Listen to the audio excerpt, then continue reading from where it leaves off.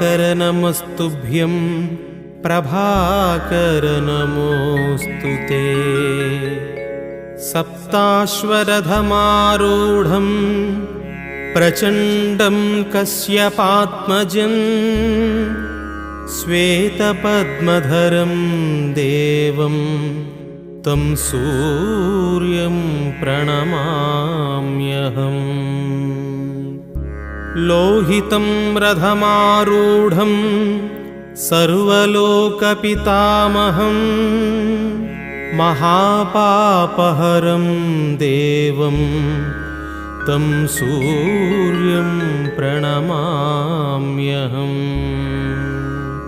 त्रैगुण्यं च महासूरं ब्रह्मविष्णुमहेश्वरं महापापहरं देवं